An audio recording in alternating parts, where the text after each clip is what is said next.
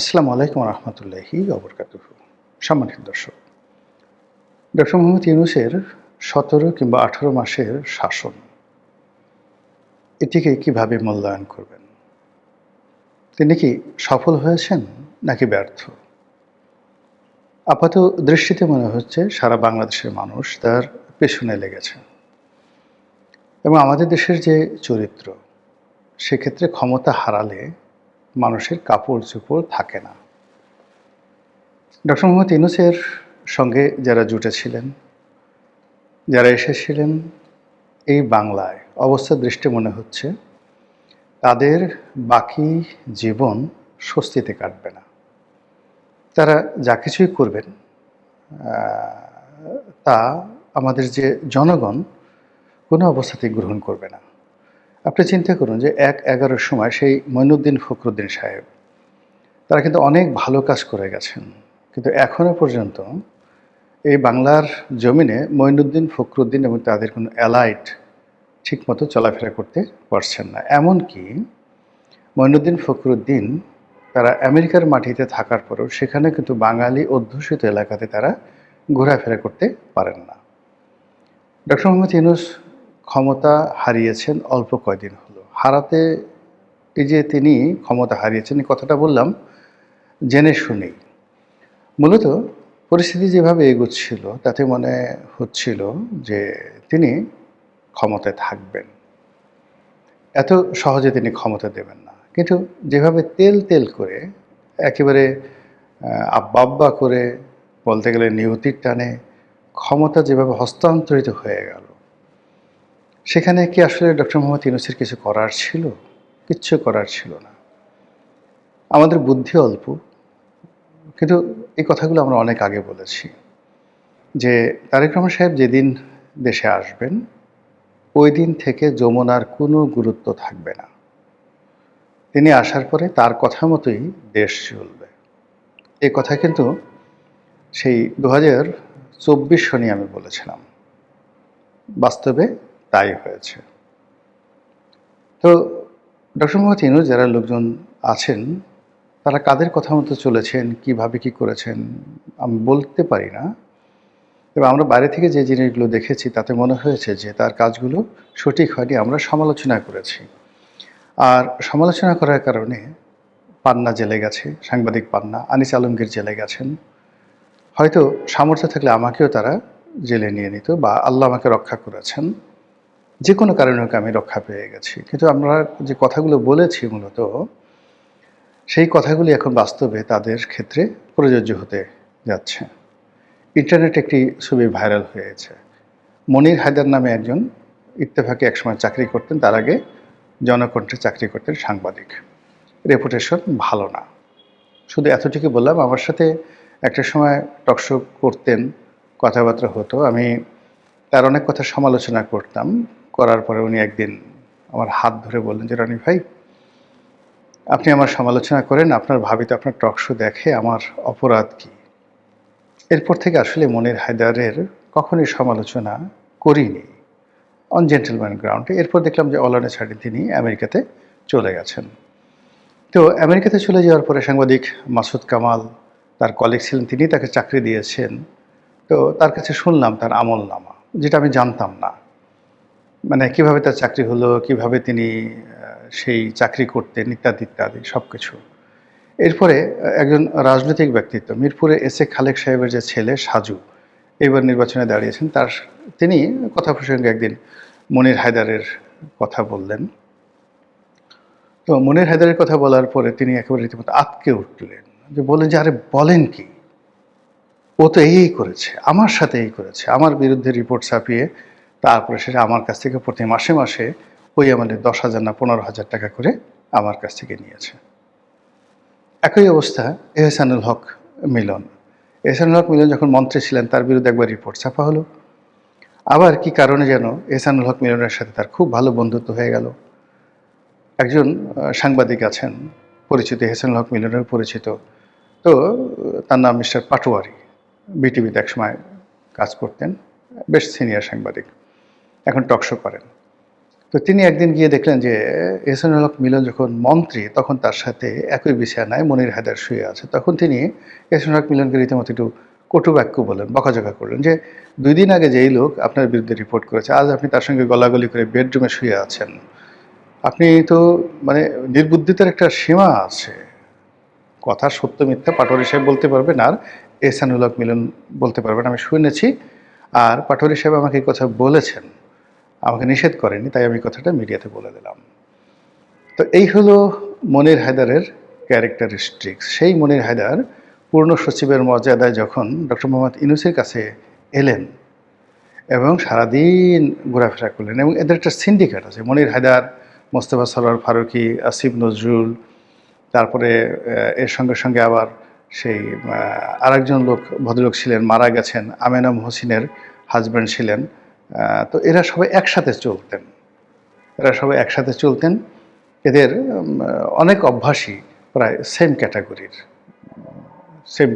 আপনি তো বুঝতে পারছেন, সেম ক্যাটাগরির মানে পানীয় ঠানীয় পান করা, যে কোনো, সেটা কোকাকোলা হোক বা অন্য যে কোনো জিনিস হোক, একসাথে পান করার অভ্যাস এদের রয়েছে।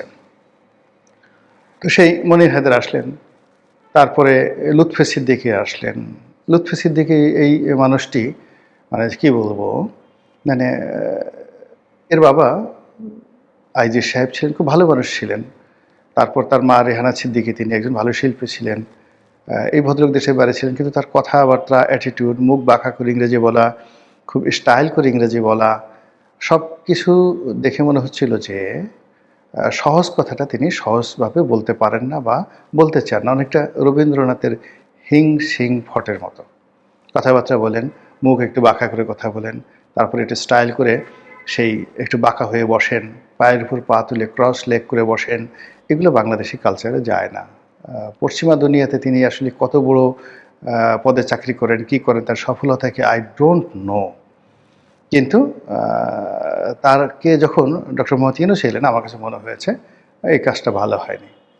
তিনি তাসনিম জারাকে নিয়ে আসলেন রাজনীতি করার জন্য, এনে এনসিপিতে ঢুকিয়ে দিলেন। ও মাই গড, গেল তাসনিম জারা। এই মেয়েটার জীবনও শেষ, এবং যাকে বলা হয় রাজনীতির যে একটা স্বাভাবিক শ্রেণী চরিত্র রয়েছে, সেই শ্রেণী চরিত্রটাও নষ্ট হয়ে গেল। এরপরে তিনি খলিলুর রহমান সাহেবকে নিয়ে আসলেন। Khalilur Rahman is okay. আমি ওনার সাথে যখন ছিলেন, খলিলুর রহমান সাহেব কথাবার্তা কম বলতেন, কিন্তু ইদানিং তিনি বাংলা এবং ইংরেজিতে কথাবার্তা বলছেন, আমার ভালো লাগছে। যদিও তিনি পশ্চিমা ধাঁচের মানুষ, বিএনপি তাকে নিয়ে বিপদে পড়বে বই মানে স্বস্তিতে থাকবে না। He is representing America and American will and desire. তো আমেরিকান উইল এবং ডিজায়ার নিয়ে তিনি ক্যাবিনেটে ঢুকে আছেন। এটা অনেকটা সেই ব্রিটিশ ভাইস রয়ের মতো, বা ধরুন মার্কিন রাষ্ট্রদূতের ৩-৪টি রাষ্ট্রদূত ক্যাবিনেটে ঢুকে আছে।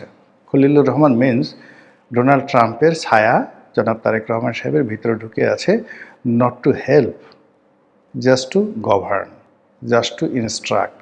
তো এই খলিলুর রহমান সাহেব যত ভালো মানুষই হন না কেন, তিনি তো আমেরিকার যে ডিপ স্টেট পলিসি, সেই পলিসির সাথে সম্পৃক্ত বলে অভিযুক্ত। কাজেই সেখানে আমেরিকার স্বার্থ রক্ষা করতে গিয়ে তিনি যেভাবে ডক্টর মোহাম্মদ ইউনূসকে ডুবিয়েছেন, একইভাবে তারেক রহমান সাহেবের যে ডুবন্ত ডুবন্ত তারেক রহমান, এটার একটি স্পষ্ট প্রতিচ্ছবি আপনি খলিলুর রহমান সাহেবের মুখের দিকে তাকালে আপনি বুঝতে পারবেন। যদিও সে, আমি বললাম, ভালো মানুষ এবং শিক্ষিত এবং সজ্জন ব্যক্তি। এরপরে যেটি বললাম যে ওনার সাথে সাথে উনি নূরজাহান বেগমকে এনেছেন। এটা আমি প্রথমে খুব সমালোচনা করেছিলাম যে দেয়ার আর ম্যানি পার্সোনাল ম্যাটার্স। অনেকেরই প্রেমিকা থাকে, অনেকেরই ভালো লাগার মানুষ থাকে, আত্মীয় স্বজন থাকে, খালাতো ভাই, মামাতো ভাই, শালা, সম্বন্ধী, অনেক কিছু থাকে, কিন্তু it should not be in public. আপনি টয়লেটে যে কাজগুলো করবেন, ঠিক টয়লেটে আপনার ভালোবাসার কাজগুলো আপনি খাবার টেবিলে আনতে পারেন না। খাবার টেবিলের ভালোবাসার যে কাজগুলো, এগুলো আপনি বিছানায় বালিশের নিচে নিতে পারেন না। আপনি চিন্তা করুন তো, 3টি রোস্ট বা 4টি খাসির লেগ রোস্ট আপনি বালিশের নিচে নিয়ে ঘুমালেন, লোকজন আপনাকে কী বলবে? পাগল বলবে। অথচ আপনি যদি একই কাজ ওই লেগ রোস্ট নিয়ে মুখের কাছে নিয়ে নাচেন, গান ডাইনিং টেবিলে এই কাজগুলো করেন, আপনাকে কেউ মন্দ বলবে না। কিন্তু একই কাজ আপনি বেডরুমে করলে লোকজন আপনাকে মন্দ বলবে। আর আপনি যে কাজগুলো বেডরুমে করেন, সেই কাজগুলো যদি মসজিদের ধারে কাছে গিয়ে একটু করার চেষ্টা করেন বা কথাবার্তা ওই ধরনের কথাবার্তা বলার চেষ্টা করেন, লোকজন আপনাকে জুতা পিটা করবে, রীতিমতো জুতা পিটা করবে। যে আচরণ আপনি মশার সাথে করেন, একই আচরণ আপনি মাছির সাথে করতে পারেন না। যে আচরণ আপনি মশা এবং মাছির সঙ্গে করেন, সেই আচরণ আপনার প্রিয়তমা যদি আপনার গালে চিমটি কাটে, আপনি মশা মাছির মতো তার সাথে আচরণ করতে পারেন না।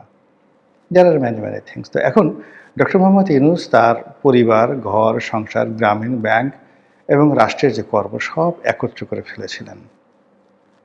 এখানে একদিকে লামিয়া মোর্শেদ, আর একদিকে নূরজাহান, একদিকে তার বাংলাদেশি কন্যা, অন্যদিকে তার আমেরিকান কন্যা, একদিকে তার গ্রামীণ ব্যাংক, অন্যদিকে তার গ্রামীণ ফোন, একদিকে তার নোবেল পুরস্কার, অন্যদিকে তার প্রধান উপদেষ্টা পদ, একদিকে জামাতের প্রতি ভালোবাসা, অন্যদিকে সেই এনসিপিকে দিয়ে দীর্ঘমেয়াদী কিছু করার চেষ্টা, অন্যদিকে তারেক রহমান সাহেবের সাথে একটা সমঝোতার চেষ্টা, সব মিলিয়ে এমন একটা লেজে গোবরের অবস্থা তিনি করে ফেলেছিলেন, যার ফলে তার এই ১৭ মাসে যে দুর্বিষহ ঘটনাসমূহ ঘটেছে বাংলাদেশের রাজনীতিতে, বাংলাদেশের অর্থনীতিতে, বাংলাদেশের সমাজ ব্যবস্থায় এবং রাষ্ট্রযন্ত্রের যে গুরুত্বপূর্ণ যে জায়গাগুলোর যে অস্তিত্ব ছিল, যে স্ট্রেংথ ছিল, শক্তি ছিল, সবগুলো তছনছ হয়ে গেছে।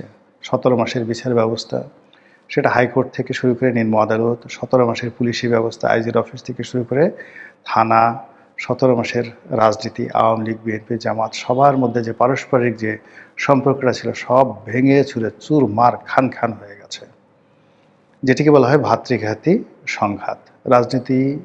রাজনীতিবিদদের মধ্যে যদি সংঘাত শুরু হয়, এই সংঘাত দীর্ঘদিন চলতে থাকে। যে বিষবৃক্ষ ডক্টর মোহাম্মদ ইউনূসের জমানাতে আওয়ামী লীগের মনে বপিত হয়েছে, যে বিষবৃক্ষ বিএনপির মনে বপিত হয়েছে, জামাতের মধ্যে বপিত হয়েছে এবং এনসিপির মধ্যে বপিত হয়েছে, কোনো অবস্থাতেই এই বিষবৃক্ষ আগামী ২০ বছরে যাবে না। শুধু নিত্য নতুন ধুত্রা গাছ উৎপন্ন হবে, ধুত্রার ফালুন তৈরি হবে, আর সেই ধুত্রার গাছের বিষ একেবারে কালবৈশাখীর শক্তি নিয়ে প্রবল বেগে এই ধুত্রার বিষ ডক্টর মোহাম্মদ ইউনূসের দিকে ধাবিত হবে। মহান আল্লাহ জানেন তার শেষ পরিণতি কী, এবং আমরা কেউ জানি না, আমরা শুধুমাত্র তার জন্য দোয়া করতে পারি। মহান আল্লাহ আমাদের সবাইকে হেদায়েত দান করুন এবং হেফাজত করুন। আসসালামু আলাইকুম ওয়া রাহমাতুল্লাহি ওয়া বারাকাতুহু।